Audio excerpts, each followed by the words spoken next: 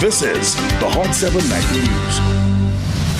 Good evening. It is Thursday, 8th May 2025. I am Daniela Edwin. Welcome to the Hot 7 TV Nightly News.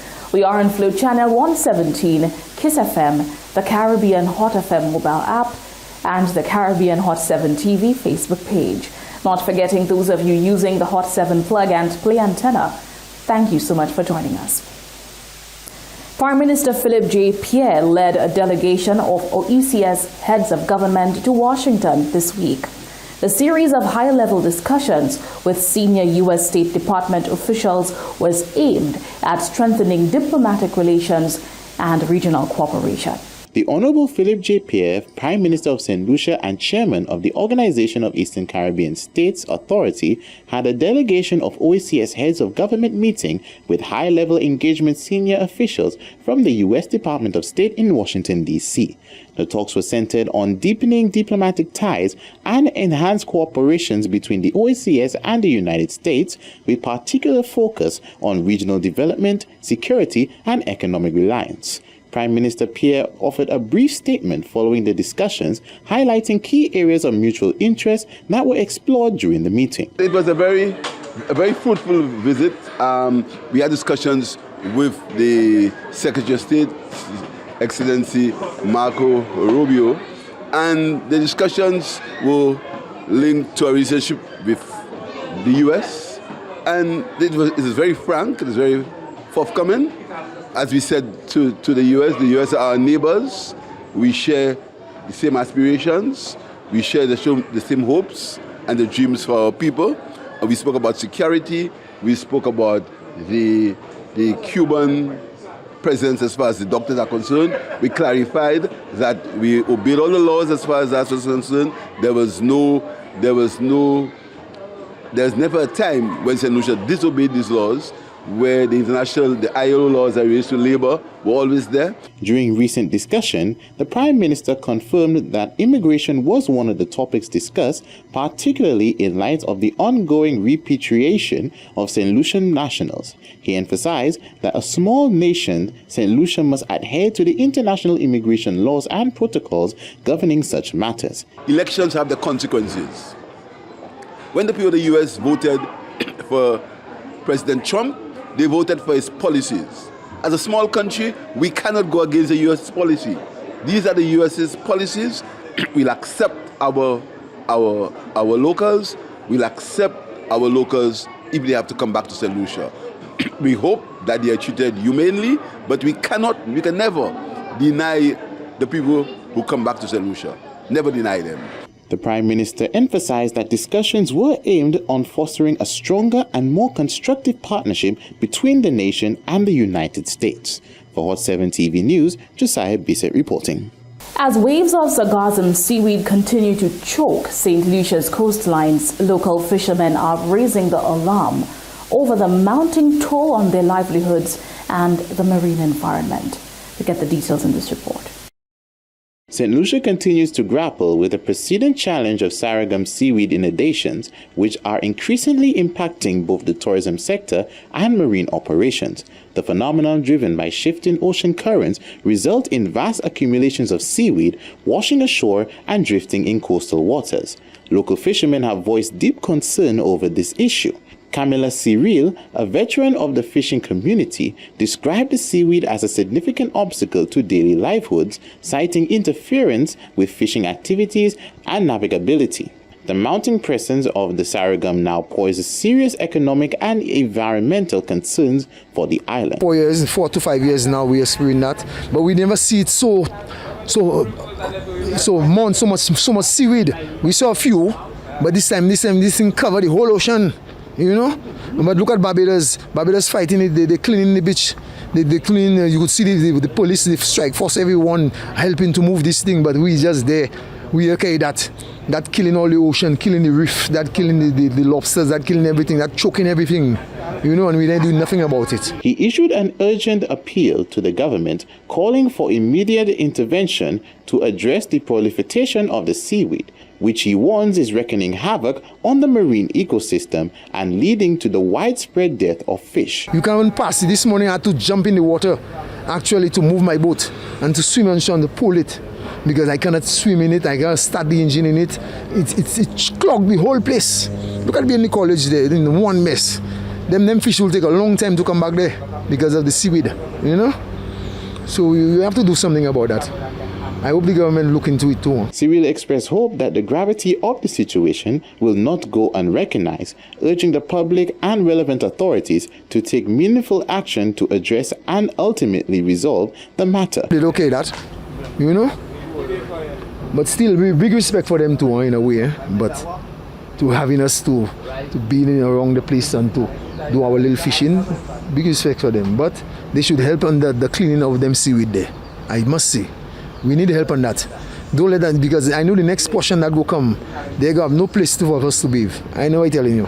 If we're going to get rid of that. Despite the seaweed being a major issue and nuisance for some, others like Dennis Sylvester see an opportunity. Well, to tell you the truth, miss, the seaweed is not affecting us because the current, as much as you see it come in here, the current is going to take it back out.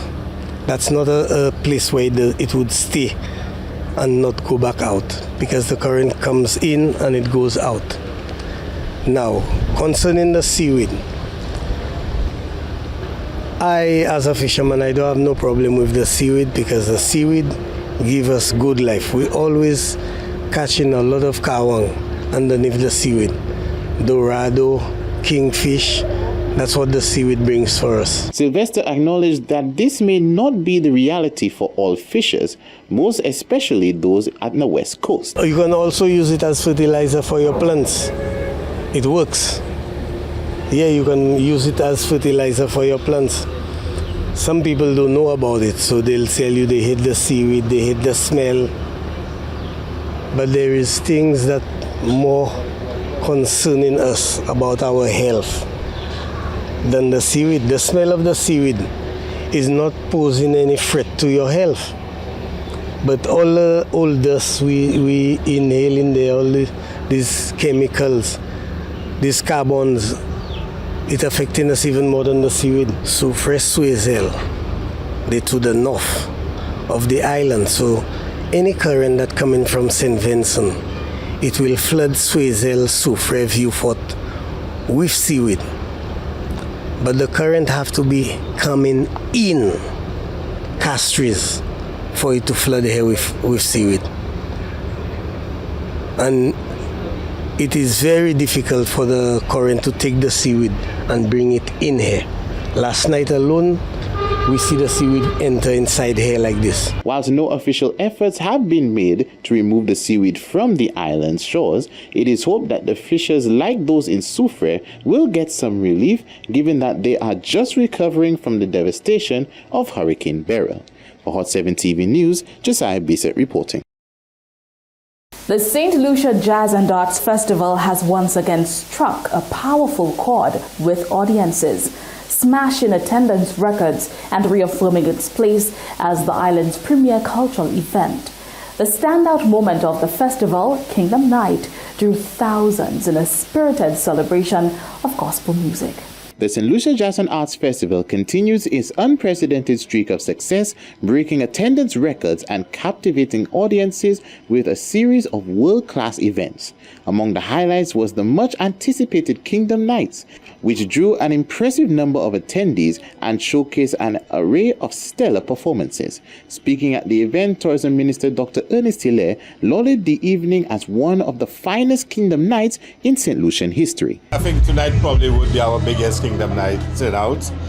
It's really grown over the last 3 or 4 editions that we've had Kingdom Night.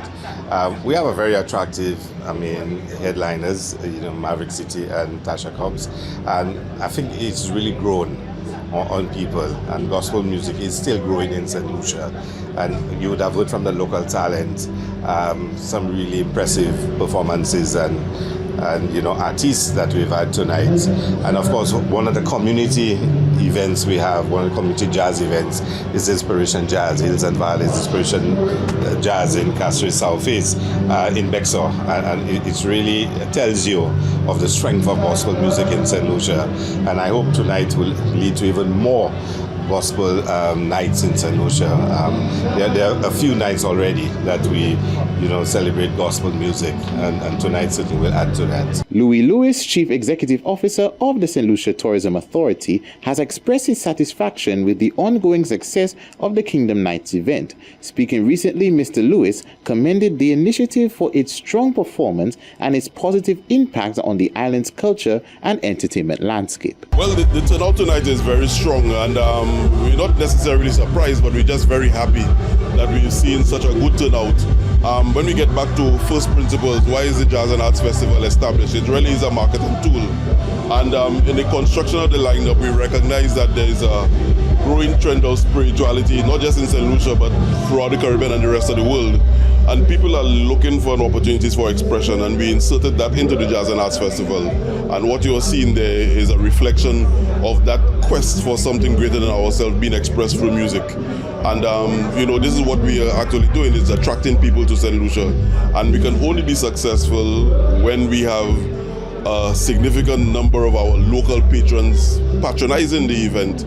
Then it creates a perfect environment for people to want to be part of it. So this is really an inclusion of a growing trend, and that is what the Jazz and Arts Festival reflects, all these growing trends. So the religious component is one that we have incorporated for the past few years. We've made provisions for that genre of music and that stream of persons who are looking for that expression in the Jazz and Arts Festival. It's all inclusive, and that's why you are seeing this here tonight.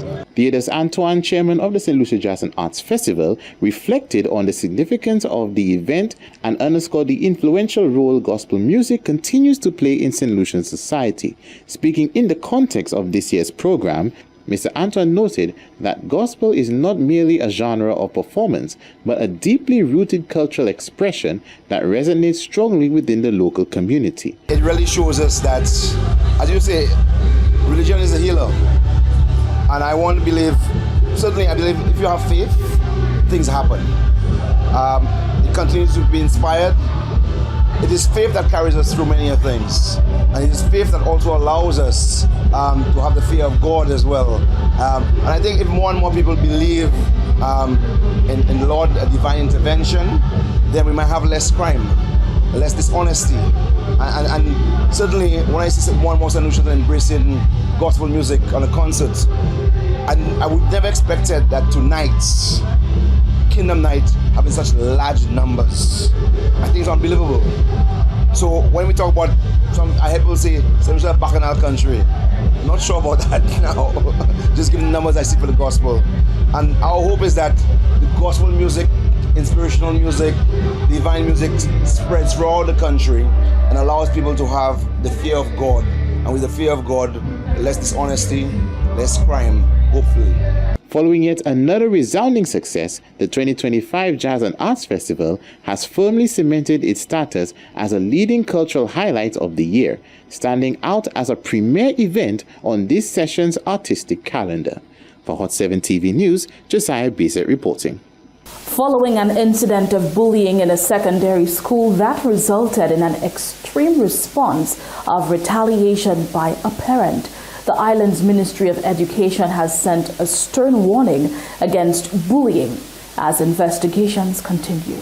The Ministry of Education has issued a statement on a recent development at a secondary school between a parent and a student over an alleged bullying incident against the child. The situation in question concerns the mother of a student pulling a gun on another student who was allegedly bullying her child. According to the statement, investigations are ongoing and the ministry will not comment on specifics at this time, but categorically denounces all forms of violence or threats of violence that occur on school grounds. Not only do such incidents put at risk the safety of students and employees, they also undermine the safe and secure environment schools must provide for learning and development. The ministry believes that this unique case illustrates the need for an inclusive and proactive effort to manage any form of violence violence, as well as the entrenched issue of bullying in schools. The ministry says it is dedicated to intensifying anti-bullying policy and intervention mechanisms. Parents and caregivers are reminded that although concerns for the well-being of students are always welcomed and valid, issues of this nature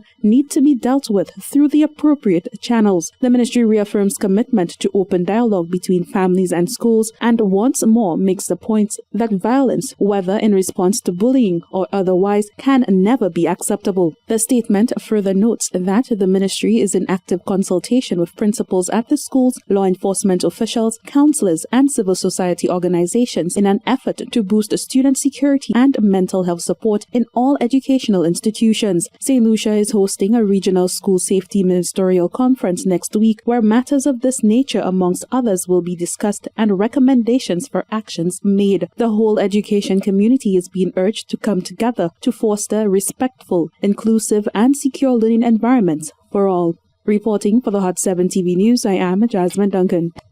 Coming up next, Youth Spark Theatre Group's Meet Jabla performance receives international praise.